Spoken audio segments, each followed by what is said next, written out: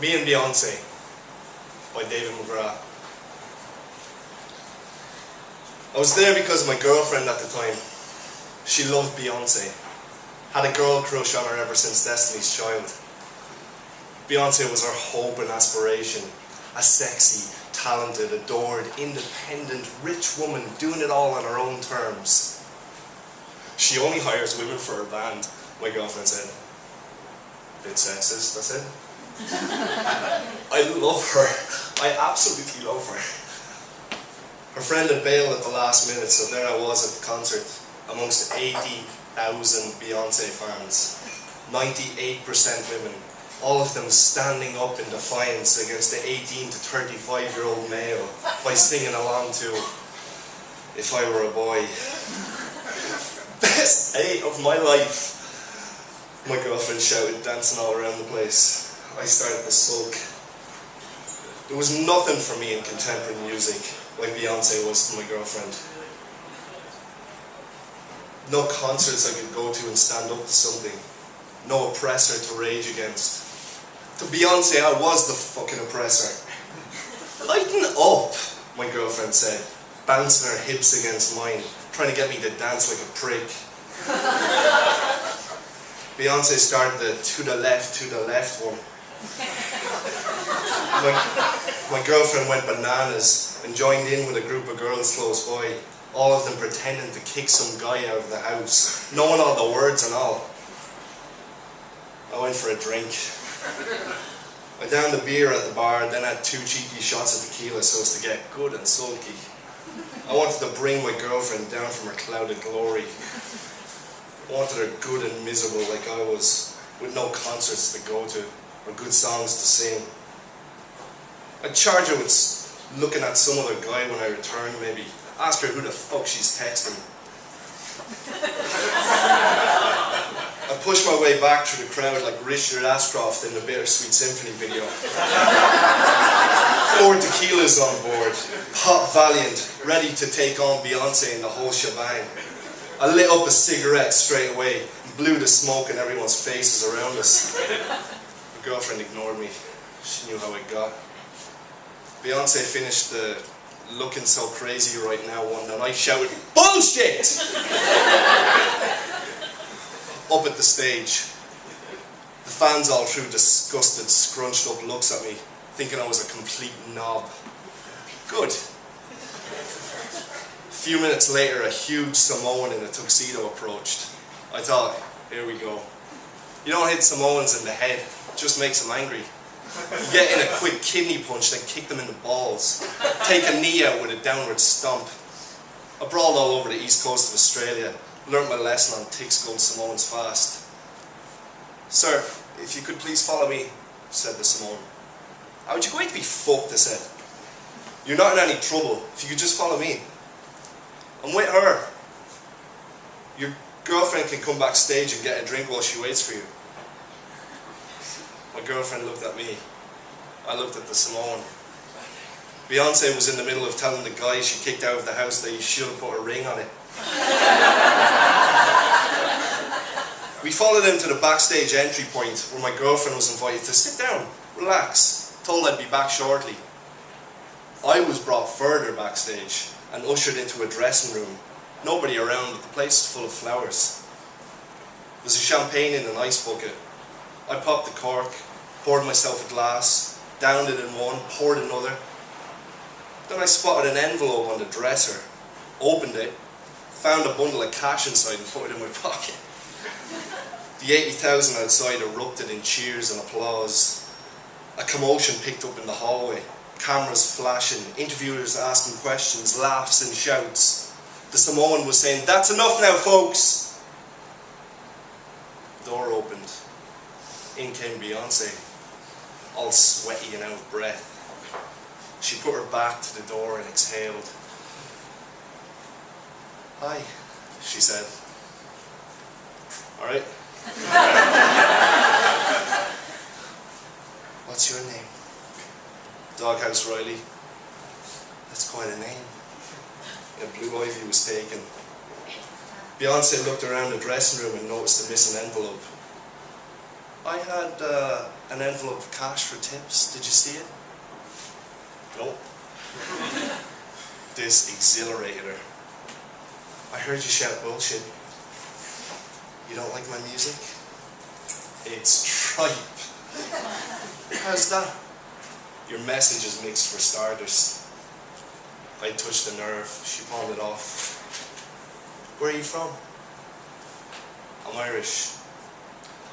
I love that accent. You sound like a hillbilly.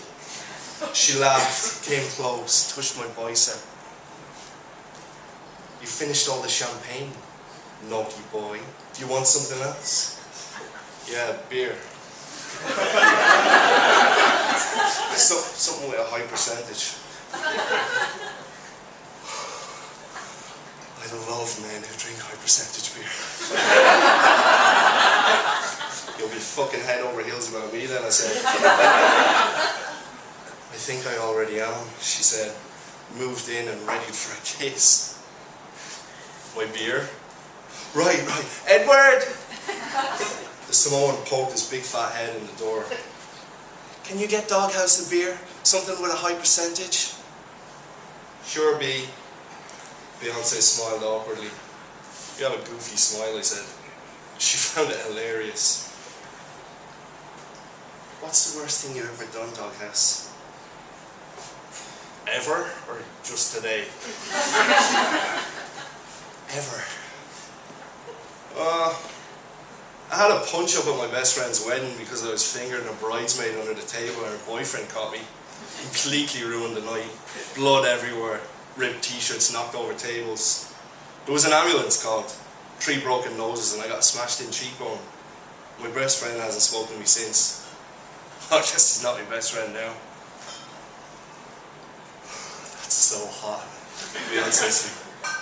We only have high percentage cider, said the Samoan, poking his big fat head back inside the room. That'll do, I said. He handed over and shut the door again. I cracked open the can and Beyonce watched me drink. God, you're so working class, it drives me wild. What the fuck do you want? My girlfriend's outside waiting. I knew you'd have a girlfriend. The good ones always do. What do you want? You're right, Doghouse. Everything you've said. I'm preaching empowerment to women 1 minute, setting them back 100 years the next. I actually capitalise on empowerment and basically use it to disempower. You can have it all too, girls. Now buy my stuff.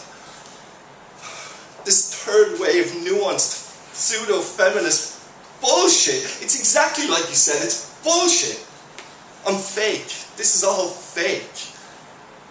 The crowd out there think they know me, think they love me. But they don't. How can you love something that's not real? You're real though, Doghouse.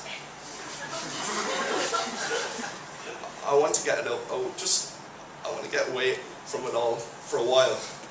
I mean, I'm just a girl. Standing in front of a boy. Asking him to love him. I couldn't resist the thoughts of bringing Beyonce down to the local to meet the lads. Even if she did bug the bejesus out of me. Alright, I said, we'll see how it goes. I asked the Samoan to tell my girlfriend it was over. Sent her a text message to the same effect. Me and Beyonce snuck out the back entrance of the O2. Got on the train back to mine. Her eyes were at wonder with everything. The dirty seats, the drunks, the grime. She even loved the fact that they announce what stop you're at and what stops next. It was weird. Then she looked up at me with her huge brown eyes, as though this was exactly what she wanted. You're staring, I said. There were no sheets on my mattress. I got sick all over them a few mornings earlier. Threw them out my window. Beyonce said it was so struggling artist and started to undress. You can all use your imaginations from here on. It wasn't great. She stayed with me for the next few days. reading books while I wrote songs. She sent a few emails to make sure her baby was being looked after. Said she was dropping off the radar for the time being and switched off her phone. She bought me new sheets. She washed all my clothes, made me dinner in the evening. She cut my hair. She listened to my demo and told me how great I was and that I was definitely going to make it in the music business. You're so good. You're going to be so good, she said. I believe in you. Just keep going with it. Don't give up. Put your faith in God and everything will be okay. Excuse me? Don't give up. No. What did you say after that? Put your faith in God. I told her to read some Dawkins. She cried for 2 days after the God delusion. It's all one big lie, she said finally. Yep. Welcome to the real world, I said. Her mother froze all of her accounts in an attempt to get her home. We were broke. I needed to keep going with my songs. So Beyonce got shot in Pret a Manger. Everybody told her she looked like Beyonce. She said she got it all the time. She told me in confidence one night that she thought her ass was fat. So I had that Achilles heel ready and waiting. If she got uppity about my drinking and stealing her money. Told her stuff like I'd have to widen the front door, get her inside if she got any bigger. Funny stuff like that. I started bringing up old girlfriends in the conversation. I stopped bringing her out to the pub. One night, I got so drunk I forgot she was there when I brought 2 girls home. She forgave me the next day after they left. Told me that she loved me and that I'd be discovered soon because my music was incredible. Told her if I wanted praise from every desperate slut in the place I'd go speed dating. Then I told her to make me some spuds. She went into the next room and put on some Tracy Chapman. My spuds! I shouted after her. She came back out and got cooking. I hated her loyalty and her devotion. I hated that I was her everything. I threw the spuds against the wall when she gave them to me. Drank vodka instead. Told her she couldn't cook a spud if her life depended on it. I gave her the silent treatment until she apologised. She was completely miserable to be around.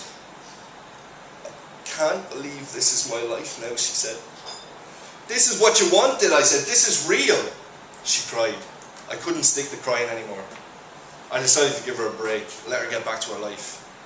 I made her a nice dinner, sat her down and said, I love you, Beyonce. You're so beautiful. I'm the luckiest guy in the world. Beyonce dried her tears and said, yeah? But I don't love you. It's over. You big eyebrow douchebag. Your music is shit, by the way.